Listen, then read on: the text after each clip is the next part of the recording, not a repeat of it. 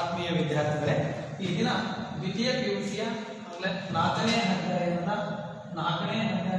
2ನೇ ಸಬ್ಜೆಕ್ಟ್ ಆಗಿರ್ತಕ್ಕಂಥ ಹೊಸಮತಗಳ ಉದಯ. ಈ ಹೊಸಮತಗಳ ಉದಯದ ಬಗ್ಗೆ ತಿಳಿದುಕೊಳ್ಳೋಣ. ಹೊಸಮತಗಳು ಉದಯವಾಗಲಿಕ್ಕೆ ಬಹುಮುಖ್ಯವಾಗಿರ್ತಕ್ಕಂಥ ಕಾರಣಗಳೇ. ಯಾಕೆ ಹೊಸಮತಗಳು ಉದಯವಾದವು? ಆ ವೇಳೆಗಾಗಲೇ ಭಾರತದಲ್ಲಿರ್ತಕ್ಕಂಥ ವೈದಿಕ ಧರ್ಮದ ಜಟಿಲತೆಗಳು, ಸಂಪ್ರದಾಯಗಳು, ಯಜ್ಞ ಯಾಗ ಹೋಮಗಳು, ಬ್ರಾಹ್ಮಣರ ಅಧೀನಕ್ಕೊಳಗಾಗಿರ್ತಕ್ಕಂಥ ಆರಂಭದಲ್ಲಿರ್ತಕ್ಕಂಥ ವೈದಿಕ ಧರ್ಮ ನಂತರದ ದಿನಮಾನಗಳಲ್ಲಿ ಅತ್ಯಂತ ಸಂಕೀರ್ಣವಾಗಿರ್ತಕ್ಕಂಥ ಜಟಿಲವಾಗಿರ್ತಕ್ಕಂಥ ಆಚರಣೆ ಮಾಡಲು ಕಷ್ಟಕರವಾಗಿರ್ತಕ್ಕಂಥ ಧರ್ಮವಾಗಿತ್ತು. ಆ ಒಂದು ಕಾರಣದಿಂದ ಕ್ರಿಸ್ತಪೂರ್ವ 6ನೇ ಶತಮಾನದ ವೇಳೆಗಾಗಲೇ ಜಗತ್ತಿನಲ್ಲಿ ಕೆಲವು ಮಹತ್ತರ ಬದಲಾವಣೆಗಳಾದವು. ಅದಕ್ಕೋಸ್ಕರ ಈ ಕ್ರಿಸ್ತಪೂರ್ವ 6ನೇ ಶತಮಾನವನ್ನ ಜಾಗತಿಕ ಇತಿಹಾಸದಲ್ಲಿ ಪರಿವರ್ತನೆಯ ಯುಗ, ಬದಲಾವಣೆಯ ಯುಗ, ಮತ್ತೊಂದು ಕಡೆ ಆಗಲಿರ್ತಕ್ಕಂಥ ವ್ಯಕ್ತಿಯ ಬೌದ್ಧಿಕ ಆಲೋಚನಾ ಲಹರಿಯನ್ನ ಅರಿದು ಬಿಟ್ಟಂತ ಯುಗ ಕ್ರಿಸ್ತಪೂರ್ವ 6ನೇ ಶತಮಾನ ಎಂದು ಕರೆಯಲಾಗಿದೆ. ಯಾಕೆ ಈ ಕ್ರಿಸ್ತಪೂರ್ವ 6ನೇ ಶತಮಾನವನ್ನ ರಾಜಕೀಯವಾಗಿ, ಸಾಮಾಜಿಕವಾಗಿ, ಧಾರ್ಮಿಕವಾಗಿ ಜಾಗತಿಕ ಇತಿಹಾಸದಲ್ಲೇ ಮಹತ್ತರವಾಗಿರ್ತಕ್ಕಂಥ ಬದಲಾವಣೆಯನ್ನ ತಂದಂತ ಕಾಲಘಟ್ಟವೂ ಕೂಡ ಈ ಕ್ರಿಸ್ತಪೂರ್ವ 6ನೇ ಶತಮಾನವಾಗಿತ್ತು. ಅಲ್ಲಿ ರಾಜಕೀಯ, ಧಾರ್ಮಿಕ, ಸಾಮಾಜಿಕ ಅನೇಕ ಧರ್ಮ ಚಿಂತಕರು, ತತ್ವಜ್ಞಾನಿಗಳು ಮತ್ತು ರಾಜಕೀಯ ಮುತ್ಸದ್ದಿಗಳು ರಾಜಕೀಯವಾಗಿ, ಧಾರ್ಮಿಕವಾಗಿ, ಸಾಮಾಜಿಕವಾಗಿ ಮಹತ್ತರವಾಗಿರ್ತಕ್ಕಂಥ ಬದಲಾವಣೆಯನ್ನು ಬೀರಿದಂಥ ಶತಮಾನ ಈ ಕ್ರಿಸ್ತಪೂರ್ವ 6ನೇ ಶತಮಾನವಾಗಿತ್ತು. ಅಂತ ಕ್ರಿಸ್ತಪೂರ್ವ 6ನೇ ಶತಮಾನದಲ್ಲಿ ಕೇವಲ ಭಾರತದಲ್ಲಷ್ಟೇ ಅಲ್ಲ, ಜಗತ್ತಿನಲ್ಲಿ ಅನೇಕವಾಗಿರ್ತಕ್ಕಂಥ ಕೆಲವು ಮಹತ್ತರವಾಗಿರ್ತಕ್ಕಂಥ ಬದಲಾವಣೆಗಳಾದವು. ಅಂತ ಬದಲಾವಣೆಗಳು ಅನ್ನೋದಾದ್ರೆ ರಾಜಕೀಯವಾಗಿ ಗ್ರೀಸ್ನಲ್ಲಿ ಪ್ರಜಾಪ್ರಭುತ್ವ ಎಂಬುದು ಹೇಳಿಕೆಯನ್ನು ಹೊಂದಿದಂಥ ಕಾಲಘಟ್ಟ ಕೂಡ ಕ್ರಿಸ್ತಪೂರ್ವ 6ನೇ ಶತಮಾನವಾಗಿತ್ತು. ಅದೇ ರೀತಿ ರೋಮನ್ ಮತ್ತು ಪರ್ಷಿಯಾ ಸಾಮ್ರಾಜ್ಯಗಳು, ಭಾರತದಲ್ಲಿ ಮಗಧ ಸಾಮ್ರಾಜ್ಯ ಹೇಳಿಕೆಯನ್ನು ಹೊಂದಿದಂಥ ಕಾಲ ಕೂಡ ಕ್ರಿಸ್ತಪೂರ್ವ 6ನೇ ಶತಮಾನವಾಗಿತ್ತು. ಇಂಥ ಕ್ರಿಸ್ತಪೂರ್ವ 6ನೇ ಶತಮಾನದಲ್ಲಿ ಮಹತ್ತರವಾಗಿರ್ತಕ್ಕಂಥ ರಾಜಕೀಯ ಬದಲಾವಣೆ ಒಂದು ಕಡೆ ಆದರೆ, ಧಾರ್ಮಿಕವಾಗಿ ಇಸ್ರೇಲ್ನಲ್ಲಿ ಈಸಯ್ಯ ಎಂಬುವನು, ಪರ್ಷಿಯಾದಲ್ಲಿ ಜೊರಾಸ್ಟರ್ ಮತ ಸಂಸ್ಥಾಪಕ ಜೊರತಾಸ್ಟ್ರು ಎಂಬುವನು, ಚೀನಾದೊಳಗ ಕಾನ್ಫ್ಯೂಸಿಯಸ್ ಮತ್ತು ಲವೋತ್ಸೆ ಎಂಬುವರು ಮಹಾನ್ ದಾರ್ಶನಿಕರು ಜನಿಸಿದಂತಹ ಶತಮಾನ ಕೂಡ ಕ್ರಿಸ್ತಪೂರ್ವ 6ನೇ ಶತಮಾನವಾಗಿತ್ತು. ಅಂತ ಕ್ರಿಸ್ತಪೂರ್ವ 6ನೇ ಶತಮಾನದಲ್ಲಿ ಭಾರತದಲ್ಲಿ ಕೂಡ ಕೆಲವು ಮಹತ್ತರವಾಗಿರ್ತಕ್ಕಂಥ ಮಹಾನ್ ವ್ಯಕ್ತಿಗಳ ಜನ್ಮವಾಯಿತು. ಅಂತ ಮಹಾನ್ ವ್ಯಕ್ತಿಗಳೇ, ಒಂದು ಜೈನ ಧರ್ಮದ ಸ್ಥಾಪಕ ವರ್ಧಮಾನ್ ಮಹಾವೀರ್, ಮತ್ತೊಬ್ಬ ಬೌದ್ಧ ಧರ್ಮದ ಸ್ಥಾಪಕ ಗೌತಮ ಬುದ್ಧ ಜನಿಸಿದಂತ ಶತಮಾನ ಕೂಡ ಕ್ರಿಸ್ತಪೂರ್ವ 6ನೇ ಶತಮಾನವಾಗಿತ್ತು.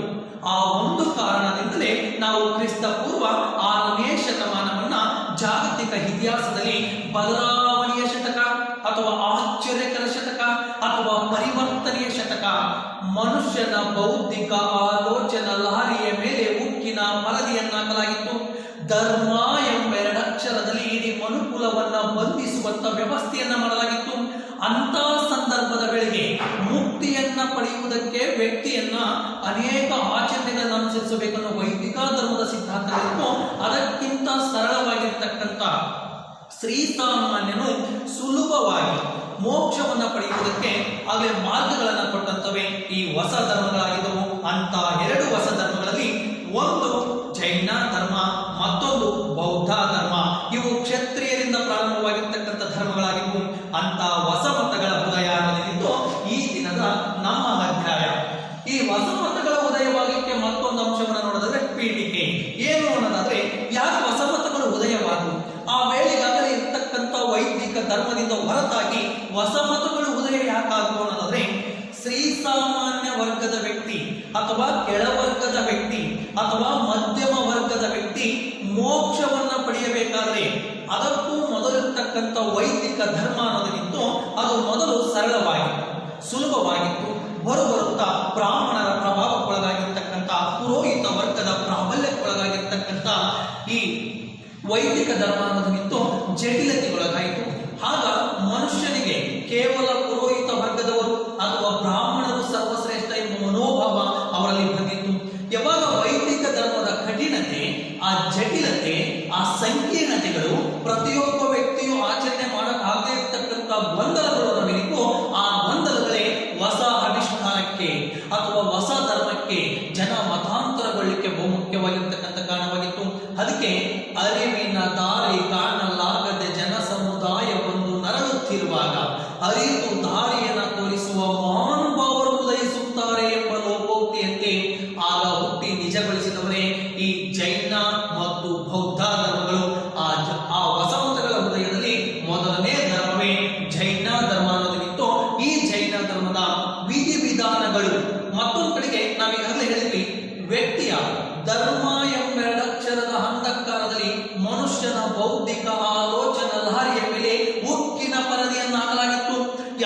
ಸರಿ ಯಾವುದು ತಪ್ಪು ಎಂಬ ಮನೋಭಾವಗಳು ಜನರಿಗೆ ತಿಳಿಯದಂತಾಗಿದ್ದವು. ಬ್ರಾಹ್ಮಣರ ಬಾಯಿಂದ ಹೊರಡುವುದೆಲ್ಲ ದೈವವಾಣಿ ಎಂಬ ಮನೋಭಾವ ಜನರಲ್ಲಿ ಬಂದಿತ್ತು. ಅಂತ ಸಂದರ್ಭದ ವೇಳೆಗೆ ಅತ್ಯಂತ ಸುಲಭವಾಗಿ ಯಾವುದೇ ಯಜ್ಞ ಯಾಗ ಹೋಮಗಳಿಲ್ಲದೆ, ಆರ್ಥಿಕ ಹೊರೆ ಇಲ್ಲದೆ ಪ್ರತಿಯೊಬ್ಬ ವ್ಯಕ್ತಿ ಮೋಕ್ಷವನ್ನ ಪಡೆಯಬಹುದು ಎಂಬ ಸಂದೇಶವನ್ನ ಕೊಟ್ಟಂತವುಗಳು ಯಾವಾಗ ಹೊಸ ಧರ್ಮಗಳು ಇರುವೋ ಆಗ ಅನಿವಾರ್ಯವಾಗಿ ಜನ ವೈದಿಕ ಧರ್ಮವನ್ನ ತೊರೆದು ಈ ಹೊಸ ಮತಗಳಿಗೆ ಮತಾಂತರ ಅಥವಾ ಹೊಸ ಮತಗಳನ್ನ ಸ್ವೀಕಾರ ಮಾಡಲಿಕ್ಕೆ ಕಾತುರರಾದರು. ಇಷ್ಟು ಈ ಹೊಸ ಮತಗಳಿಗೆ ಪೀಠಿಕೆ. ನೆಕ್ಸ್ಟ್, ಈ ಹೊಸ ಮತಗಳ ಉದಯಕ್ಕೆ ಕಾರಣಗಳೇನು? ಯಾಕೆ ಹೊಸ ಮತಗಳು ಉದಯವಾದವು ಅನ್ನೋದಾದ್ರೆ, ಆರಂಭದಲ್ಲಿರ್ತಕ್ಕಂಥ ವೈದಿಕ ಧರ್ಮ, ಮತ್ತೆ ನಾವು ಈಗಾಗಲೇ ಪೀಠಿಕೆಯಲ್ಲಿ ಹೇಳಿದ್ವಿ, ಅದೇ ಇಲ್ಲಿ ಮತ್ತೊಂದ್ಸಲ ವೈದಿಕ ಧರ್ಮ ಆರಂಭದಲ್ಲಿ ಬಹಳ ಸರಳವಾಗಿತ್ತು, ಸುಲಭವಾಗಿತ್ತು. ಪುರೋಹಿತ ವರ್ಗದ ಪ್ರಾಬಲ್ಯಕ್ಕೊಳಗಾಗಿ, ಬ್ರಾಹ್ಮಣರಾಗಲಿರ್ತಕ್ಕಂಥ ಹಿಡಿತಕ್ಕೊಳಗಾಗಿ ಆ ಬರುತ್ತಾ ವೈದಿಕ ಧರ್ಮದ ಯಜ್ಞ ಯಾಗ ಮತ ಸಂಸ್ಕಾರಗಳು, ಆಚರಣೆಗಳು, ವಿಧಿವಿಧಾನಗಳು, ಅಲ್ಲಿರ್ತಕ್ಕಂಥ ಸಂಸ್ಕೃತ ಭಾಷೆ ಸಾಮಾನ್ಯ ವರ್ಗದ ಜನರಿಗೆ ನಿಲುಕದ ಅಂಶಗಳಾಗಿದ್ದು, ಆಗ ಜನ ಅನಿವಾರ್ಯವಾಗಿರ್ತಕ್ಕಂಥ ಈ ಹೊಸ ಮತಗಳಿಗೆ ಮಾರು ಹೋಗ್ಲಿಕ್ಕೆ ಅಥವಾ ಹೊಸ ಮತಗಳು ಹುಟ್ಟಲಿಕ್ಕೆ ಬಹುಮುಖ್ಯವಾಗಿರ್ತಕ್ಕಂಥ ಇಲ್ಲಿ 6 ಕಾರಣಗಳನ್ನು ನೋಡಬಹುದು. ನಂಬರ್ 1, ವೈದಿಕ ಧರ್ಮದಲ್ಲಿನ ಗೊಂದಲಗಳು. 2, ಪುರೋಹಿತ ವರ್ಗದ ಪರಮಾಧಿಕಾರ. 3, ಪ್ರಾಣಿ ಬಲೆ. 4, ಮಂತ್ರಗಳ ಪಠಣ. 5, ಜಾತಿ ಪದ್ಧತಿ. 6, ಮಹಾನ್ ವ್ಯಕ್ತಿಗಳ ಜನನ. ಈ 6 ಕಾರಣಗಳು ಹೊಸ ಮತಗಳ ಉದಯಕ್ಕೆ ಬಹುಮುಖ್ಯವಾಗಿರ್ತಕ್ಕಂಥ ಕಾರಣಗಳಾಗಿವೆ. ಹಾಗಾದ್ರೆ ಅದರ ಮೊದಲನೇ ಕಾರಣ ವೈದಿಕ ಧರ್ಮದಲ್ಲಿನ ಗೊಂದಲಗಳು. ಏನು ವೈದಿಕ ಧರ್ಮದಲ್ಲಿನ ಗೊಂದಲಗಳು ಅಂದ್ರೆ, ಹೊಸ ಮತಗಳು ಉದಯವಾಗುವ ಮುನ್ನ ಆ ವೇಳೆಗಾಗಲೇ ಅಸ್ತಿತ್ವದಲ್ಲಿರುವಂತಹ ಧರ್ಮ ವೈದಿಕ ಧರ್ಮವಾಗಿತ್ತು. ಈ ವೈದಿಕ ಧರ್ಮ ಅನ್ನೋದಿತ್ತು.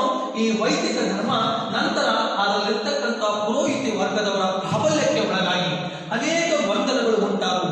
ಏನ್ ಗೊಂದಲಗಳು ಅನ್ನೋದಾದ್ರೆ, ವೈದಿಕ ಧರ್ಮದಲ್ಲಿರ್ತಕ್ಕಂಥ ಯಜ್ಞ ಯಾಗ ಆಚರಣೆಗಳು ಹೋಮಗಳು ಅವೆಲ್ಲವುಗಳು ಅನ್ನೋದಕ್ಕಿಂತ ಸಂಸ್ಕೃತ ಭಾಷೆಯಲ್ಲಿತ್ತು.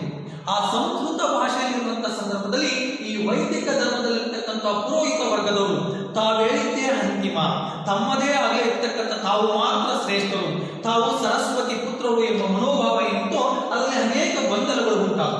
ಯಾವಾಗ ಈ ಗೊಂದಲಗಳಿತ್ತು ಅಂದ್ರೆ, ಬ್ರಾಹ್ಮಣರು ಹೇಳುವುದು ಯಾವುದು ಸರಿ ಯಾವುದು ತಪ್ಪು ಆಲೋಚನೆ ಮಾಡುವಂತಹ ಮನೋಭಾವ ಸಾಮಾನ್ಯ ವರ್ಗದ ವ್ಯಕ್ತಿಗಳಲ್ಲಿ ಬರದಂತಾಯಿತು. ಇದರಲ್ಲಿ ಭಿನ್ನತೆಗಳು ಉಂಟಾದವು. ಇಂಥ ವೈದಿಕ ಧರ್ಮದಲ್ಲಿನ ಗೊಂದಲಗಳೇ ಹೊಸ ಮತಗಳು ಉದಯವಾಗಲಿಕ್ಕೆ ಒಂದು ಕಾರಣವಾಗಿತ್ತು. 2, ಪುರೋಹಿತ ವರ್ಗದ ಪರಮಾಧಿಕಾರ. ಈ ಹೊಸ ಮತಗಳ ಉದಯದಲ್ಲಿ ಕಾರಣಗಳಲ್ಲಿ 2ನೇ ಅಂಶವೇ ಪುರೋಹಿತ ವರ್ಗದ ಪರಮಾಧಿಕಾರ. ಏನು ಪುರೋಹಿತ ವರ್ಗದ ಪರಮಾಧಿಕಾರ ಅಂದ್ರೆ, ಜಾತಿ ವ್ಯವಸ್ಥೆ. ಸಮಾಜದಲ್ಲಿ ನಾವೀಗಾಗಲೇ ಹೇಳ್ತೀವಿ, ಬ್ರಾಹ್ಮಣರು ಅಥವಾ ಪುರೋಹಿತ ವರ್ಗ ಅನ್ನೋದಕ್ಕಿಂತ ಸಮಾಜದ ವರ್ಣಾಶ್ರಮ ವ್ಯವಸ್ಥೆ ಅನ್ನೋದು ಬಂದಿತ್ತು. ನಾವೀಗಾಗಲೇ ಬ್ರಾಹ್ಮಣ ಮುಖದಿಂದ ಹುಟ್ಟಿದವನೇ ಬ್ರಾಹ್ಮಣ, ಬ್ರಾಹ್ಮಣ ಭುಜದಿಂದ ಹುಟ್ಟಿದವನೇ ಕ್ಷತ್ರಿಯ, ಬ್ರಾಹ್ಮಣ ತೊಡೆಯಿಂದ ಹುಟ್ಟಿದವನೇ ಹಾಗೆ ವೈಶ್ಯ, ಬ್ರಾಹ್ಮಣ ಪಾದದಿಂದ ಹುಟ್ಟಿದವನು ಶೂದ್ರ ಎಂಬ ಮನೋಭಾವ ಇತ್ತಲ್ಲ. ಈ ಪುರೋಹಿತ ವರ್ಗದವರು ವೈದಿಕ ಧರ್ಮವನ್ನ ತಮ್ಮ ಮನ ಬಂದಂತೆ ತಮಗೆ ಇಚ್ಛೆಗನುಸಾರವಾಗಿ ಅದನ್ನು ಬದಲಾಯಿಸುವಂತ ಪ್ರಯತ್ನವನ್ನ ಮಾಡಿದರು. ಸಮಾಜದಲ್ಲಿ ಜಾತಿ ವ್ಯವಸ್ಥೆ ಎಂಬುದು ಬೇರೆಯಿತ್ತು. ಶ್ರೀ ಸಾಮಾನ್ಯ ವರ್ಗದವನನ್ನ ಬಹಳ ತುಚ್ಛವಾಗಿ ನೋಡುವಂತ ವ್ಯವಸ್ಥೆ ಆಗಿತ್ತು. ಸಮಾಜದ ಎಲ್ಲ ಸವಲತ್ತುಗಳನ್ನು ಪಡೆದಂತ ವರ್ಗ ಅವತ್ತು ಪುರೋಹಿತ ವರ್ಗವಾಗಿತ್ತು. ಹಾಗಾಗಿ ಪುರೋಹಿತ ವರ್ಗದವರ ಪರಮಾಧಿಕಾರ ಅನ್ನೋದೇನಿತ್ತು, ಅವರೇ ಹೇಳಿಕೊಳ್ತಿದ್ರು ಒಂದ್ ಕಡೆ, ಸರಸ್ವತಿ ಪುತ್ರರು, ತಮ್ಮ ಬಾಯಿಂದ ಹೊರಡುವುದೆಲ್ಲ ದೈವವಾಣಿ, ನಾವು ಹೇಳಿದ್ದೇ ಅಂತಿಮ ವೇದವಾಕ್ಯ ಎಂಬ ಮನೋಭಾವ ಆ ವೈದಿಕ ಧರ್ಮದಲ್ಲಿನ ಈ ಪುರೋಹಿತ ವರ್ಗದ ಪರಮಾಧಿಕಾರ ಸಾಮಾನ್ಯ ವರ್ಗದ ಜನತೆಯನ್ನ ಅಥವಾ ಶ್ರೀ ಸಾಮಾನ್ಯನನ್ನ ಪುರೋಹಿತ ವರ್ಗದ ವಿರುದ್ಧ ಧ್ವನಿ ಎತ್ತುವಂತೆ ಮಾಡಲಿಕ್ಕೆ ಒಂದು ಕಾರಣವಾಗಿತ್ತು. ಅತಿಯಾಗಿರ್ತಕ್ಕಂಥ ಪುರೋಹಿತ ವರ್ಗದ ಈ ಪರಮಾಧಿಕಾರ ಕೂಡ ಹೊಸ ಮತಗಳು ಉದಯವಾಗಲಿಕ್ಕೆ 2ನೇ ಕಾರಣವಾಗಿತ್ತು ಅಂತ ಹೇಳ್ಬೋದು. ಇನ್ನು 3ನೇ ಅಂಶ ಪ್ರಾಣಿ ಬಲೆ. ವೈದಿಕ ಧರ್ಮದಲ್ಲಿ ಬಹುಮುಖ್ಯವಾಗಿರ್ತಕ್ಕಂಥ ಆ ಹೊಸ ಮತಗಳು ಉದಯವಾಗಲಿಕ್ಕೆ 3ನೇ ಅಂಶ ಕಾರಣ ಈ ಪ್ರಾಣಿ ಬಲೆ. ಏನು ಪ್ರಾಣಿ ಬಲೆ ಹೊಸ ಮತಗಳ ಉದಯಕ್ಕೆ ಹೆಂಗೆ ಕಾರಣವಾಗಿತ್ತು ಅನ್ನೋದಂದ್ರೆ, ವೈದಿಕ ಧರ್ಮದಲ್ಲಿರ್ತಕ್ಕಂಥ ಈ ಪುರೋಹಿತ ವರ್ಗದವರು ಯಾವುದೇ ವ್ಯಕ್ತಿ ಮೋಕ್ಷವನ್ನು ಪಡೆಯಬೇಕಾದ್ರೆ ಅಥವಾ ಮದುವೆ ಆಗಬೇಕು ಅನ್ನೋದಾದ್ರೆ ಅಥವಾ ಲೋಕಪ್ರಾಪ್ತಿಗಳಾಗಿರ್ತಕ್ಕಂಥ ಮಕ್ಕಳಾಗಬೇಕಂದ್ರೆ ಅವು ಎಲ್ಲವುಗಳಿಗೂ ಕೂಡ ಸಾಮಾನ್ಯ ವರ್ಗದ ಜನತೆಗೆ ದೇವರ ಹೆಸರಿನಲ್ಲಿ ಪ್ರಾಣಿ ಬಲಿ ಕೊಡುವಂತ ವ್ಯವಸ್ಥೆಯನ್ನ ಜಾರಿಗೆ ತಂದು, ಪ್ರಾಣಿ ಬಲಿ ಕೊಡುವಂತ ವ್ಯವಸ್ಥೆಯನ್ನ ಜಾರಿಗೆ ತಂದಾಗ ಸಾಮಾನ್ಯ ವರ್ಗದ ಜನರ ಸ್ಥಿತಿ ಒಂದು ಹೊತ್ತಿನ ಊಟಕ್ಕೆ ಪರಿತಪಿಸುವಂತ ಸಂದರ್ಭದಲ್ಲಿ ದೇವರ ಹೆಸರಿನಲ್ಲಿ ಮೋಕ್ಷವನ್ನ ಪಡೆಯುವುದಕ್ಕೋಸ್ಕರ, ಲೌಕಿಕ ಪ್ರಾಪ್ತಿಗಳಾದಂತಹ ಮಕ್ಕಳನ್ನ ಪಡೆಯುವುದಕ್ಕೋಸ್ಕರ, ಮದುವೆಗಳನ್ನ ಆಗುವುದಕ್ಕೋಸ್ಕರ, ರೋಗ ರುಜಿನಗಳಿಂದ ಮುಕ್ತನಾಗುವುದಕ್ಕೋಸ್ಕರ ಪ್ರತಿಯೊಬ್ಬ ವ್ಯಕ್ತಿ ಕೂಡ ಈ ಪ್ರಾಣಿ ಬಲಿಯನ್ನು ಕೊಡಬೇಕು ಅಂತೇಳಿ ಬ್ರಾಹ್ಮಣ ಅಥವಾ ಪುರೋಹಿತ ವರ್ಗದವರು ಸಾಮಾನ್ಯ ವರ್ಗದ ಜನತೆಯಲ್ಲಿ ಬಿಂಬಿಸ್ತಿದ್ರು. ಇವಾಗ ಸಾಮಾನ್ಯ ವರ್ಗದ ಜನತೆಯಲ್ಲಿ ಬಿಂಬಿಸ್ತಿದ್ರು. ಸಾಮಾನ್ಯ ವರ್ಗದ ಜನರಿಗೆ ಆರ್ಥಿಕವಾಗಿ ಹೊರೆಯಾಗಿತ್ತು ಪ್ರಾಣಿ ಬೆಲೆ ಕೊಡುವಂತ ಪದ್ಧತಿ. ಇವಾಗ ಆ ಪ್ರಾಣಿ ಬೆಲೆ ಕೊಡುವಂತ ಪದ್ಧತಿ ಸಾಮಾನ್ಯ ವರ್ಗದ ಜನರಿಗೆ ಆರ್ಥಿಕ ಹೊರೆಯಾಗಿತ್ತು. ಇದು ಆ ಸಾಮಾನ್ಯ ವರ್ಗದ ಜನ ಇದಕ್ಕಿಂತ ಹೊರತಾಗಿ ಯಾವುದೇ ಆರ್ಥಿಕ ಹೊರೆ ಇಲ್ಲದೆ, ಯಾವುದೇ ಖರ್ಚಿಲ್ಲದೆ ಮೋಕ್ಷವನ್ನ ಪಡೆಯುವುದು ಹೇಗೆ ಎಂಬ ಮನೋಭಾವವನ್ನು ಹೊಂದಿದ್ರು. ಅಂತ ಸಂದರ್ಭದಲ್ಲಿ ಈ ಪ್ರಾಣಿ ಬಲಿ ಅನ್ನೋದೇನಿತ್ತು, ಯಾವಾಗ ಆರ್ಥಿಕವಾಗಿ ಹೊರೆಯಾಗಿತ್ತು, ಯಾವುದೇ ಪ್ರಾಣಿ ಬಲಿ ಇಲ್ಲದೆ ಮೋಕ್ಷವನ್ನ ಪಡೆಯುವುದು ಎಂಬ ಸಂದೇಶವನ್ನು ಒಂದು ಧರ್ಮ ಕೊಟ್ಟಿದ್ದಲ್ಲ, ಹೊಸ ಧರ್ಮ. ಹಾಗಾಗಿ ಈ ಪ್ರಾಣಿ ಬಲಿಯಿಂದ ಹೊರಬರುವುದಕ್ಕೆ ಅಥವಾ ಈ ಆರ್ಥಿಕ ಹೊರೆಯಿಂದ ತಪ್ಪಿಸಿಕೊಳ್ಳುವುದಕ್ಕೆ ಜನರು ಮುಂದಾಗಿದ್ರು. ಇದು ಕೂಡ ಒಂದು ಕಾರಣವಾಗಿತ್ತು ಹೊಸ ಮತಗಳು ಉದಯವಾಗಲಿಕ್ಕೆ. ಇದು ಮೂರನೇ ಕಾರಣ ಹೊಸ ಮತಗಳು ಉದಯವಾಗಲಿಕ್ಕೆ ಪ್ರಾಣಿ ಬಲಿ ಪದ್ಧತಿ. ನಾಲ್ಕನೇದು ಮಂತ್ರಗಳ ಪಠಣೆ. ಹೊಸ ಮತಗಳ ಉದಯಕ್ಕೆ ಮತ್ತೊಂದು ಬಹುಮುಖ್ಯವಾಗಿರ್ತಕ್ಕಂಥ ಕಾರಣ ಮಂತ್ರಗಳ ಪಠಣ. ಅಂದ್ರೆ ವೈದಿಕ ಧರ್ಮದಲ್ಲಿರ್ತಕ್ಕಂಥ ವೇದಗಳು, ಋಗ್ವೇದ, ಯಜುರ್ವೇದ, ಸಾಮವೇದ, ಅಥರ್ಣ ವೇದ, ಅರಣ್ಯಕಗಳು, ಉಪನಿಷತ್ತುಗಳು, ಬ್ರಾಹ್ಮಣಕಗಳು ಇವೆಲ್ಲವುಗಳು ಕೂಡ ಹಾಗೆ ಇರ್ತಕ್ಕಂಥ ಸಂಸ್ಕೃತ ಭಾಷೆಯಲ್ಲಿ. ಮತ್ತೊಂದು ಕಡೆಗೆ ಯಾವುದೇ ಒಬ್ಬ ವ್ಯಕ್ತಿ ಮೋಕ್ಷವನ್ನ ಪಡೆಯಬೇಕು ಅಂದ್ರೆ ಸಂಸ್ಕೃತ ಭಾಷೆಯಲ್ಲಿರ್ತಕ್ಕಂಥ ಮಂತ್ರಗಳನ್ನ ಪಠನೆ ಮಾಡಬೇಕು. ಸಂಸ್ಕೃತ ಭಾಷೆಯ ಮಂತ್ರಗಳನ್ನ ಪಠನೆ ಮಾಡಬೇಕು ಅನ್ನೋದಾದ್ರೆ ವೈದಿಕ ಧರ್ಮದಲ್ಲಿರ್ತಕ್ಕಂಥ ವೇದಗಳು, ಉಪನಿಷತ್ತುಗಳು, ಅರಣ್ಯಕಗಳು, ಬ್ರಾಹ್ಮಣಕಗಳು ಇವೆಲ್ಲವುಗಳೇನಿತ್ತಲ್ಲ, ಇವೆಲ್ಲವುಗಳು ಕೂಡ ಸಂಸ್ಕೃತ ಭಾಷೆಯಲ್ಲಿ ಇತ್ತು. ಆದ್ರೆ ಅವತ್ತಿನ ಸಾಮಾನ್ಯ ವರ್ಗದ ಜನರ ಸ್ಥಿತಿ ಚಿಂತಾಜನಕವಾಗಿತ್ತು. ಏನು ಸಾಮಾನ್ಯ ವರ್ಗದವರ ಜನತೆ ಸ್ಥಿತಿ ಚಿಂತಾಜನಕವಾಗಿತ್ತು ಅಂದ್ರೆ ಶಿಕ್ಷಣ ಅವರ ಕನಸಿನ ಮಾತಾಗಿತ್ತು. ಅಂದ್ರೆ ಸಾಮಾನ್ಯ ವರ್ಗದ ಜನ ಬದುಕುವುದೇ ಕಷ್ಟವಾಗಿದ್ದಾಗ ಇನ್ನು ಶಿಕ್ಷಣ ಅವರ ಕನಸಿನ ಮಾತಾಗಿತ್ತು. ಸಂಸ್ಕೃತ ಭಾಷೆ ಅವರಿಗೆ ಕಬ್ಬಿಣದ ಕಡಲೆಯಾಗಿತ್ತು, ಅರ್ಥವಾಗದ ಭಾಷೆಯಾಗಿತ್ತು. ಕೇವಲ ಸಂಸ್ಕೃತ ಭಾಷೆಯ ಪರಿಣಿತರು ಅಂದು ಬ್ರಾಹ್ಮಣರು ಅಥವಾ ಪುರೋಹಿತ ವರ್ಗದವರು ಮಾತ್ರ ಆಗಿದ್ರು. ಅಂತಹ ಸಂದರ್ಭದಲ್ಲಿ ಸಾಮಾನ್ಯ ವರ್ಗದ ವ್ಯಕ್ತಿ ಮೋಕ್ಷವನ್ನ ಪಡೆಯಬೇಕು ಅನ್ನೋದಾದ್ರೆ ಅಥವಾ ಅವನ ಆತ್ಮ ಮೋಕ್ಷದ ಹಾದಿಯನ್ನ ಹಿಡಿಯಬೇಕು ಅನ್ನೋದಾದ್ರೆ ಮಂತ್ರಗಳ ಪಠಣ ಕಡ್ಡಾಯ ಅಂತ ಹೇಳ್ತೀವಿ. ಈ ಮಂತ್ರಗಳ ಪಠಣೆಯನ್ನು ಮಾಡುವುದು ಸಾಮಾನ್ಯ ವರ್ಗದ ಜನರಿಗೆ ಆಗ್ತಿರ್ಲಿಲ್ಲ. ಯಾಕೆ ಅಂದ್ರೆ ಸಾಮಾನ್ಯ ವರ್ಗದ ಜನರಿಗೆ ಶಿಕ್ಷಣದ ಪರಿಜ್ಞಾನವೇ ಇರಲಿಲ್ಲ. ಶಿಕ್ಷಣ ಪರಿಜ್ಞಾನ ಇರಲಿ, ಶಿಕ್ಷಣದ ಅವಕಾಶವೂ ಇರಲಿಲ್ಲ. ಅದು ಮೇಲುವರ್ಗದವರ ಸ್ವತ್ತಾಗಿತ್ತು. ಸಂಸ್ಕೃತ ಭಾಷೆ ಕಬ್ಬಿಣದ ಕಡಲೆಯಾಗಿತ್ತು. ಸಾಮಾನ್ಯ ವರ್ಗದ ಜನತೆಗೆ ಅನಿವಾರ್ಯವಾಗಿ ಮಂತ್ರಗಳ ಪಠಣೆಯನ್ನು ಮಾಡಿದ್ರು ಮಾತ್ರ ಮೋಕ್ಷವನ್ನ ಪಡೆಯಬಹುದು ಅಂತ ಹೇಳಿ ಪುರೋಹಿತ ವರ್ಗದವರೇ ಇದ್ರಲ್ಲ, ಈ ಪುರೋಹಿತ ವರ್ಗದವರು ಸಾಮಾನ್ಯ ವರ್ಗದ ಜನತೆಯ ಬೌದ್ಧಿಕ ಆಲೋಚನಾ ಲಾರಿಯಲ್ಲಿ ಆ ಒಂದು ಬೀಜವನ್ನ ಮಂತ್ರಗಳ ಪಠಣೆ ಮಾಡಿದ್ರು ಮಾತ್ರ ವ್ಯಕ್ತಿ ಮೋಕ್ಷವನ್ನ ಪಡೆಯಬಹುದು. ಆದ್ರೆ ಮಂತ್ರಗಳ ಪಠಣೆ ಮಾಡಬೇಕು ಅಂದ್ರೆ ಸಾಮಾನ್ಯ ವರ್ಗದ ಜನತೆಗೆ ಶಿಕ್ಷಣವೇ ಗೊತ್ತಿರಲಿಲ್ಲ. ಸಂಸ್ಕೃತ ಭಾಷೆ ಅವರಿಗೆ ಅರ್ಥವಾಗ್ತಾ ಇರಲಿಲ್ಲ. ಅನಿವಾರ್ಯವಾಗಿ ಇದರಿಂದ ಹೊರಬರಬೇಕು ಅಂತ ಸಾಮಾನ್ಯ ವರ್ಗದ ಜನರು ಸಿದ್ಧರಾಗಿದ್ರು. ಇಂತಹ ಮಂತ್ರಗಳ ಪಠಣೆಯಿಂದ ಹೊರಬರಲಿಕ್ಕೂ ಕೂಡ ಒಂದು ಕಾರಣ ಏನಪ್ಪಾ ಅಂತಂದ್ರೆ ಈ ಹೊಸ ಮತಗಳ ಉದಯವಾಗಲಿಕ್ಕೆ ಮಂತ್ರಗಳ ಪಠಣ ಕೂಡ ಒಂದು ಕಾರಣವಾಗಿತ್ತು.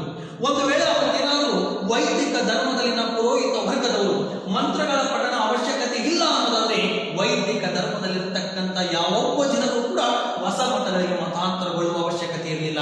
ಅಂದ್ರೆ ಈ ಮಂತ್ರಗಳ ಪಠಣೆ ಕೂಡ ಹೊಸ ಮತಗಳು ಉದಯವಾಗಲಿಕ್ಕೆ ಒಂದು ಕಾರಣವಾಯಿತು. ಇನ್ನು ಐದನೇ ಅಂಶ ಜಾತಿ ಪದ್ಧತಿ. ಹೊಸ ಮತಗಳ ಉದಯಕ್ಕೆ ಬಹುಮುಖ್ಯವಾಗಿರ್ತಕ್ಕಂಥ ಅಂಶ ಜಾತಿ ಪದ್ಧತಿ. ಈ ಜಾತಿ ವ್ಯವಸ್ಥೆ ಅನ್ನೋದು ಕೂಡ ಈ ಹೊಸ ಮತಗಳು ಉದಯವಾಗಲಿಕ್ಕೆ ಕಾರಣವಾಯಿತು. ಯಾಕೆ ಈ ಜಾತಿ ವ್ಯವಸ್ಥೆ ಕಾರಣವಾಗಿತ್ತು ಅನ್ನೋದಾದ್ರೆ ಬಹುಮುಖ್ಯವಾಗಿರ್ತಕ್ಕಂಥ ಸಮಾಜದಲ್ಲಿ 4 ವರ್ಗಗಳಿತ್ತು: ಬ್ರಾಹ್ಮಣ, ಕ್ಷತ್ರಿಯ, ವೈಶ್ಯ, ಶೂದ್ರ. ಬ್ರಾಹ್ಮಣ ವರ್ಗ ಸಮಾಜದಲ್ಲಿರ್ತಕ್ಕಂಥ ಒಟ್ಟು ಜನಸಂಖ್ಯೆಯಲ್ಲಿ ಕೇವಲ ಅಲ್ಪ ಪ್ರಮಾಣದಲ್ಲಿ. ಆದರೆ ಕೆಳವರ್ಗದಲ್ಲಿರ್ತಕ್ಕಂಥ ಜನ, ಮಧ್ಯಮ ವರ್ಗದಲ್ಲಿರ್ತಕ್ಕಂಥ ಜನ ಯಥೇಚ್ಛವಾಗಿ ಸಮಾಜದಲ್ಲಿ ಅತಿ ಹೆಚ್ಚು ಸೌಲಭ್ಯಗಳನ್ನು ಪಡೆದಂತ ಅತ್ಯಂತ ಮೇಲ್ವರ್ಗದಲ್ಲಿರ್ತಕ್ಕಂಥ ವ್ಯಕ್ತಿಗಳು ಈ ಬ್ರಾಹ್ಮಣ ವರ್ಗರಾಗಿದ್ರು. ಅಲ್ಲಿರ್ತಕ್ಕಂಥ ಕ್ಷತ್ರಿಯ ಕೂಡ ಉನ್ನತ ಸ್ಥಾನದಲ್ಲಿದ್ದ. ಆದರೆ ವೈಶ್ಯ, ಶೂದ್ರ ಈ ವರ್ಗಗಳಿಗೂ ಸಮಾಜದ ಎಲ್ಲ ಸವಲತ್ತುಗಳಿಂದ ವಂಚಿತರಾಗಿರ್ತಕ್ಕಂಥ ಜನರಾಗಿದ್ರು. ಯಾವಾಗ ಈ ಜಾತಿ ವ್ಯವಸ್ಥೆ ಅನ್ನೋದೇನಿತ್ತು, ಜಾತಿಯ ವಿಷಬೀಜ ಅನ್ನೋದೇನಿತ್ತು, ಕೆಳವರ್ಗದವರನ್ನು ನೋಡುವ ಬ್ರಾಹ್ಮಣರ ಸ್ಥಿತಿ ಇತ್ತಲ್ಲ, ಆ ಸಾಮಾನ್ಯ ವರ್ಗದ ಜನತೆಯ ಸ್ಥಿತಿ ಚಿಂತಾಜನಕವಾಗಿತ್ತು. ಯಾವಾಗ ಕೆಳವರ್ಗದ ಜನ ಬ್ರಾಹ್ಮಣರ ಅಗ್ರಹಾರಗಳಿಗೂ ಕೂಡ ಪ್ರವೇಶವನ್ನು ಮಾಡುವಂತಿರಲಿಲ್ಲ. ಒಂದು ವೇಳೆ ಆ ಜಾತಿ ಅನ್ನೋದಾದ್ರೆ ಸಾಮಾನ್ಯ ವರ್ಗದ ಜನ ಬ್ರಾಹ್ಮಣ ವ್ಯಕ್ತಿಯನ್ನ ಮುಟ್ಟಿದ್ರೆ ಎಲ್ಲೋ ತಮ್ಮ ಮೈಲಿಗೆ ಆಗಿರುತ್ತೆ ಎಂಬ ಮನೋಭಾವ ಆ ಬ್ರಾಹ್ಮಣ ವರ್ಗದಲ್ಲಿತ್ತು. ಇಂಥ ಸಮಾಜದಲ್ಲಿರ್ತಕ್ಕಂಥ ಈ ಜಾತಿ ವ್ಯವಸ್ಥೆ ಅನ್ನೋದೇನಿತ್ತು ಇದಕ್ಕೆ ವಿರುದ್ಧವಾಗಿರ್ತಕ್ಕಂಥ ಹೊಸ ಧರ್ಮಗಳು ಉದಯವಾಗಲ್ಲ. ಇವೆಲ್ಲವುಗಳು ಕೇವಲ ಬ್ರಾಹ್ಮಣ ವರ್ಗದ ಅಧೀನಕ್ಕೊಳಗಾಗಿದ್ದು. ಯಾವುವು ಅಂದ್ರೆ ವೈದಿಕ ಧರ್ಮ. ಬ್ರಾಹ್ಮಣರನ್ನು ಹೊರತುಪಡಿಸಿ ಕ್ಷತ್ರಿಯರಿಂದ ಆರಂಭವಾಗಿದ್ದಲ್ಲ ಈ ಹೊಸ ಮತಗಳು. ಜನರು ಯಾವುದೇ ವರ್ಗ, ಲಿಂಗ, ಜಾತಿ ತಾರತಮ್ಯವಿಲ್ಲದೆ ಪ್ರತಿಯೊಬ್ಬರೂ ಸ್ವೀಕಾರ ಮಾಡಬಹುದು ಅಂತ ಎಂಬ ಸಂದೇಶವನ್ನು ಕೊಟ್ಬಿಟ್ಟು ಅನಿವಾರ್ಯವಾಗಿ ವೈದಿಕ ಧರ್ಮದಲ್ಲಿನ ಕಠೋರವಾಗಿರ್ತಕ್ಕಂಥ ಜಾತಿ ಪದ್ಧತಿಯಿಂದ ಬರಬೇಕು ಅಂತ ಕಾತುರದಿಂದ ಕಾಯುತ್ತಿದ್ದರು ಸಾಮಾನ್ಯ ವರ್ಗದ ಜನ. ಆ ಕಾತುರತೆಗೆ ಅದೇ ಸಂದರ್ಭದ ವೇಳೆ ಉದಯವಾದಂತಹ ಈ ಹೊಸ ಮತಗಳಿಗೆ ಈ ಜಾತಿ ಪದ್ಧತಿ ಅನ್ನೋದೇನಿತ್ತು ಇದು ಕೂಡ ಒಂದು ಕಾರಣವಾಗಿತ್ತು ಇವು ಉದಯವಾಗಲಿಕ್ಕೆ. ಒಂದು ವೇಳೆ ಸಮಾಜದಲ್ಲಿ ಬ್ರಾಹ್ಮಣ ವರ್ಗದವರು ಅವತ್ತು ಸಾಮಾನ್ಯ ವರ್ಗದವರನ್ನ ತಮ್ಮ ಸರಿ ಸಮಾನವಾಗಿ ಕಂಡಿದ್ರೆ ಅಥವಾ ತಾವು ಪಡೆದಂತಹ ಸವಲತ್ತುಗಳನ್ನ ಸಾಮಾನ್ಯ ವರ್ಗದ ಜನತೆಗೆ ಏನಾದರೂ ಕೊಟ್ಟಿದ್ರೆ ಈ ಹೊಸ ಮತಗಳು ಉದಯಲಿಕ್ಕೆ ಅವಕಾಶವೇ ಇರಲಿಲ್ಲ. ಯಾವಾಗ ಇರ್ತಕ್ಕಂಥ ಕಠೋರವಾಗಿರ್ತಕ್ಕಂಥ ಜಾತಿ ವ್ಯವಸ್ಥೆ ಹೊಸ ಮತಗಳು ಉದಯವಾಗಲಿಕ್ಕೆ ಒಂದು ಕಾರಣವಾಗಿತ್ತು. ನೆಕ್ಸ್ಟ್ 6ನೇ ಕಾರಣ ಆಗಲೇ ಇರ್ತಕ್ಕಂಥ ಮಹಾನ್ ವ್ಯಕ್ತಿಗಳ ಜನನ. ವೆರಿ ವೆರಿ ವೆರಿ ಆಗಲೇ ಇಂಪಾರ್ಟೆಂಟ್ ಅನ್ಸ್ಬೋದು. ಈ ಹೊಸ ಮತಗಳು ಉದಯವಾಗಲಿಕ್ಕೆ 6ನೇ ಕಾರಣ ಮಹಾನ್ ವ್ಯಕ್ತಿಗಳ ಜನನ. ನಾವೀಗಾಗಲೇ ಹೇಳ್ತೀವಿ ಕ್ರಿಸ್ತ ಪೂರ್ವ 6ನೇ ಶತಮಾನವನ್ನ ಜಾಗತಿಕ ಇತಿಹಾಸದ ಚರಿತ್ರೆಯಲ್ಲೇ ಬದಲಾವಣೆಯ ಶತಕ, ಆಶ್ಚರ್ಯಕರವಾದಂಥ ಶತಕ ಅಥವಾ ಪರಿವರ್ತನೆಯ ಶತಕ ಅಥವಾ ಮನುಷ್ಯನ ಬೌದ್ಧಿಕ ಆಲೋಚನಾ ಲಾರಿಯನ್ನ ಅರಿದು ಬಿಟ್ಟಂತ ಶತಕ. ಧರ್ಮ ಎಂಬೆರಡಕ್ಷರದ ಅಂಧಕಾರದಲ್ಲಿ ಮನುಷ್ಯನ ಬೌದ್ಧಿಕ ಆಲೋಚನಾ ಲಾರಿಯ ಮೇಲೆ ಉಕ್ಕಿನ ಪರದೆಯನ್ನು ಹಾಕಲಾಗಿತ್ತಲ್ಲ, ಅದನ್ನ ಕಳಚಿ ಬೌದ್ಧಿಕ ವಿಚಾರಧಾರಿಯನ್ನು ಅರಿದು ಬಿಟ್ಟಂತ ಶತಕ 6ನೇ ಶತಮಾನ ಅಂತ ಹೇಳಿದ್ರು. ಅಂತ ಕ್ರಿಸ್ತಪೂರ್ವ 6ನೇ ಶತಮಾನದಲ್ಲಿ ಮಹಾನ್ ವ್ಯಕ್ತಿಗಳು ಜನನವಾಗು. ಯಾಕೆ ಮಹಾನ್ ವ್ಯಕ್ತಿಗಳು ಜನನವಾಗು ಅಂತ ಕರೆದ್ವಿ ಅಥವಾ ಶ್ರೇಷ್ಠ ವ್ಯಕ್ತಿಗಳು ಜನನವಾಗು ಅಂತ ಕರೆದ್ವಿ? ಇದು ಕೂಡ ಹೊಸ ಮತಗಳು ಉದಯವಾಗಲಿಕ್ಕೆ ಒಂದು ಕಾರಣ ಹೆಂಗಾಯಿತು ಅನ್ನೋದೇ ನಾವು ಈಗಾಗಲೇ ಹೇಳಿದ್ವಿ. ಅರಿವಿನ ದಾರಿ ಕಾಣಲಾಗದೆ ಜನ ಸಮುದಾಯ ಒಂದು ನರಳುತ್ತಿರುವಾಗ ನೋಡಿ, ಅರಿವಿನ ದಾರಿ ಕಾಣಲಾಗದೆ ಜನ ಸಮುದಾಯ ಒಂದು ನರಳುತ್ತಿರುವಾಗ ಅರಿತು ದಾರಿಯನ್ನು ತೋರಿಸುವ ಮಹಾನ್ ಭಾವರು ಉದಯಿಸುತ್ತಾರೆಂಬ ಲೋಕೋಕ್ತಿಯಂತೆ ಆಗ ಹೊಸ ಧರ್ಮಗಳ ಸ್ಥಾಪಕರಾಗಿರ್ತಕ್ಕಂಥ ಒಂದು ವರ್ಧಮಾನ್ ಮಹಾವೀರ್, ಮತ್ತೊಬ್ಬ ಗೌತಮ ಬುದ್ಧ. ಕೇವಲ ಭಾರತದಲ್ಲಷ್ಟೇ ಇಂಥ ಮಹತ್ತರ ವ್ಯಕ್ತಿಗಳ ಜನ್ಮವಾಗಿಲ್ಲ. ಕ್ರಿಸ್ತಪೂರ್ವ 6ನೇ ಶತಮಾನದಲ್ಲಿ ನಾವೀಗಾಗಲೇ ಹೇಳಿದ್ವಿ, ಕ್ರಿಸ್ತಪೂರ್ವ 6ನೇ ಶತಮಾನದಲ್ಲಿ ರಾಜಕೀಯ, ಸಾಮಾಜಿಕ, ಧಾರ್ಮಿಕ ಬದಲಾವಣೆಗಳು. ಉದಾಹರಣೆಗೆ ಇಸ್ರೇಲ್ನಲ್ಲಿ ಈಸಯ್ಯ ಎಂಬುವನು ಜನ್ಮ ಪಡೆದ, ಪರ್ಷಿಯಾದಲ್ಲಿ ಜೊರಾಸ್ಟರ್ ಮತ ಸಂಸ್ಥಾಪಕ ಜರತಾಷ್ಟ್ರು ಎಂಬುವನು ಜನನವನ್ನು ಪಡೆದ. ಅದೇ ರೀತಿಯಾಗಿರ್ತಕ್ಕಂಥ ಚೀನಾದಲ್ಲಿ ಕಾನ್ಫ್ಯೂಸಿಯಸ್ ಮತ್ತು ಲಾವೋತ್ಸೆ ಎಂಬುವರು ಜನ್ಮವನ್ನು ಪಡೆದರು. ಅಂತ ಸಂದರ್ಭದಲ್ಲಿ ಭಾರತದಲ್ಲಿ ಕೂಡ ಮಹಾನ್ ವ್ಯಕ್ತಿಗಳ ಜನನವಾಯಿತು. ಅಂತ ಮಹಾನ್ ವ್ಯಕ್ತಿಗಳೇ ಒಬ್ಬ ಜೈನ ಧರ್ಮದ ಸ್ಥಾಪಕ ವರ್ಧಮಾನ್ ಮಹಾವೀರ್, ಮತ್ತೊಬ್ಬ ಬೌದ್ಧ ಧರ್ಮದ ಸ್ಥಾಪಕ ಗೌತಮ ಬುದ್ಧ ಉದಯಿಸಿದಂತ ಕಾಲಘಟ್ಟವಾಗಿತ್ತು. ಇಂಥ ವರ್ಧಮಾನ್ ಮಹಾವೀರ್, ಗೌತಮ ಬುದ್ಧರ ಜನನ ಕೂಡ ಹೊಸ ಮತಗಳ ಉದಯವಾಗಲಿಕ್ಕೆ ಒಂದು ಕಾರಣವಾಗಿತ್ತು. ಅಂತ ಹೊಸ ಮತಗಳಲ್ಲಿ ಮೊದಲನೇ ಅಂಶವೇ ಜೈನ ಧರ್ಮ. ಕೊಟ್ರೆ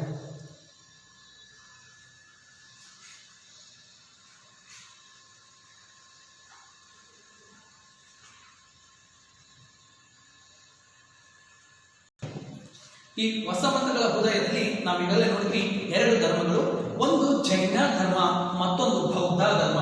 ಹಾಗಾದ್ರೆ ಹೊಸ ಮತಗಳ ಉದಯದಲ್ಲಿ ಮೊದಲನೇ ಧರ್ಮವಾಗಿರ್ತಕ್ಕಂಥ ಜೈನ ಧರ್ಮ. ಜೈನ ಧರ್ಮ ಅಂದ್ಕೊಳ್ಳಿ ನಿಮ್ಗೆ ಗೊತ್ತಿರುತ್ತೆ, ಕೇವಲ ಜೈನ ಧರ್ಮದ ಕೊಡುಗೆ ಅದ್ವಿತೀಯವಾಗಿರ್ತಕ್ಕಂಥದ್ದು. ಭಾರತದ ಅದರ ಮೊದಲನೇದಾಗಿ ಈ ಜೈನ ಧರ್ಮದ ಪೀಠಿಕೆಯ ಬಗ್ಗೆ ತಿಳ್ಕೊಳ್ಳೋದಾದ್ರೆ, ಜೈನ ಧರ್ಮ ಎಂಬುದು 24 ತೀರ್ಥಂಕರರಿಂದ ಪ್ರಾರಂಭವಾಗಿತ್ತು. ತೀರ್ಥಂಕರ ಅನ್ನೋದಾದ್ರೆ ಉಪದೇಶಕ ಅಥವಾ ಸಂತೆ ಜ್ಞಾನವನ್ನ ಪಡೆದವ ಅಂತ. ತೀರ್ಥಂಕರ ಅನ್ನೋರೇನಿದ್ರು 24 ತೀರ್ಥಂಕರರಿಂದ ಜೈನ ಧರ್ಮ ಪ್ರಾರಂಭವಾಗಿತ್ತು ಅಂತ ಹೇಳಿ ಜೈನ ಸಂಪ್ರದಾಯದಿಂದ ನಾವು ತಿಳಿದುಕೊಳ್ಳುತ್ತೇವೆ. ಅಂತ ಜೈನ ಧರ್ಮ ಅನ್ನೋದೇನಿತ್ತು, ಹಾಗಾದ್ರೆ ಮೊದಲನೇ ತೀರ್ಥಂಕರ ಅಂದ್ರೆ ಉಪದೇಶಕ ಅಥವಾ ಜ್ಞಾನವನ್ನ ಪಡೆದವ. ಈ ಜೈನ ಸಂಪ್ರದಾಯದಂತೆ ಒಟ್ಟು ಜೈನ ಧರ್ಮ 24 ತೀರ್ಥಂಕರರಿಂದ ಪ್ರಾರಂಭವಾಗಿತ್ತು. ಅದರಲ್ಲಿ ಮೊದಲನೇ ತೀರ್ಥಂಕರ ಅಥವಾ ಜೈನ ಧರ್ಮದ ಸ್ಥಾಪಕ ಅಂತ ಕೇಳಿದ್ರೆ ಅದು ಋಷಭನಾಥ. ಈ ಋಷಭನಾಥ ಎಂಬುವನು ಜೈನ ಧರ್ಮದ ಮೊದಲನೆಯ ತೀರ್ಥಂಕರನಾಗಿದ್ದ. ಇವನಿಂದ ಪ್ರಾರಂಭವಾಗಿರ್ತಕ್ಕಂಥ ಈ ಜೈನ ಧರ್ಮ ಅನ್ನೋದಿತ್ತು. ಈ ಜೈನ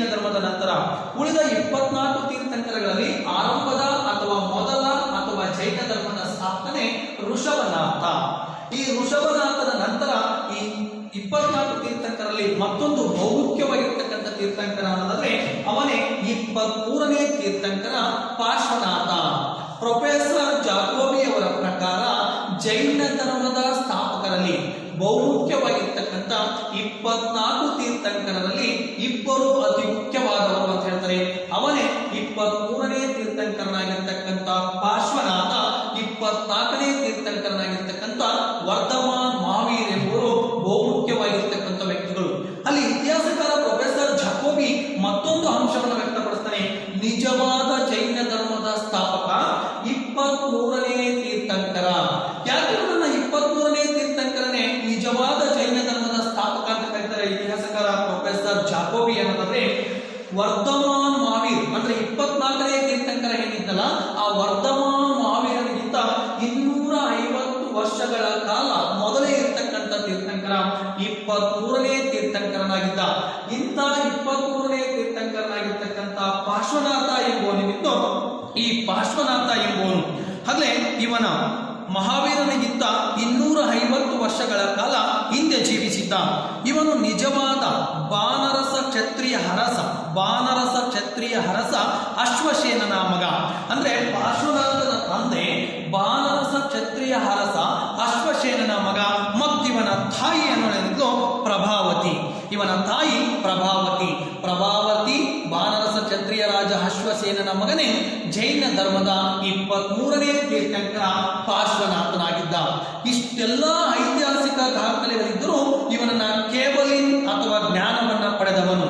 ಅಂದ್ರೆ ಕೇವಲಿನ್ ಅಥವಾ ಜ್ಞಾನ, ಜೀನಾ ಅಂತೀವಲ್ಲ, ಜೀನಾ ಅಂದ್ರೆ ರಾಗ ದ್ವೇಷಗಳನ್ನ ಗೆದ್ದವನು ಎಂದರ್ಥ, ಇಂದ್ರಿಯಗಳನ್ನ ನಿಗ್ರಹಿಸಿದವನು ಎಂದರ್ಥ.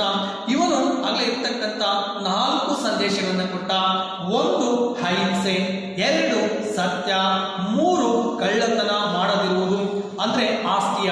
1 ಸತ್ಯ, 2 ಅಹಿಂಸೆ, 3 ಆಸ್ತಿಯ, 4 ಅಪರಿಗ್ರಹ.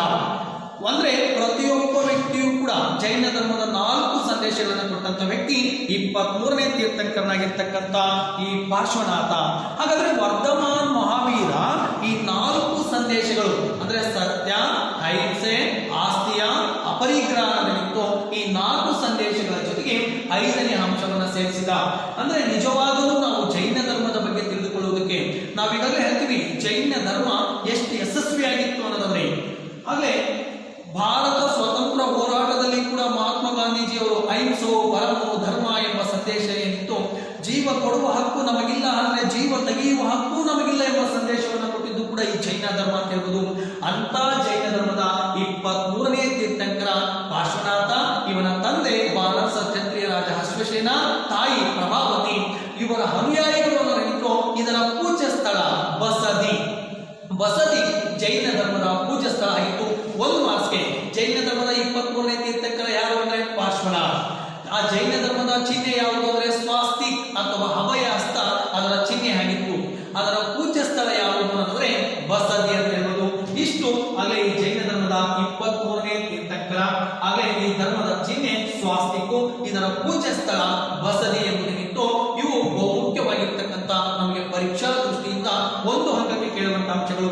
ನೆಕ್ಸ್ಟ್, ಈ ಜೈನ ಧರ್ಮದ ನಿಜವಾದ ಸ್ಥಾಪಕ ಅಥವಾ ಜೈನ ಧರ್ಮದ ನಿಜವಾಗಿರ್ತಕ್ಕಂಥ ಅಂತಿಮ 24ನೇ ತೀರ್ಥಂಕರ ಅವನೇ ವರ್ಧಮಾನ್ ಮಹಾವೀರ್. ಕ್ರಿಸ್ತ ಪೂರ್ವ 599ರಿಂದ 527 ಅಂದ್ರೆ ವರ್ಧಮಾನ್ ಮಹಾವೀರ್ ಕ್ರಿಸ್ತ ಪೂರ್ವ 599ರಿಂದ 527ರವರೆಗೆ ಅಂತ ವರ್ಧಮಾನ್ ಮಹಾವೀರ್ ಜೈನ ಧರ್ಮದ 24ನೇ ತೀರ್ಥಂಕರನಾಗಿದ್ದ.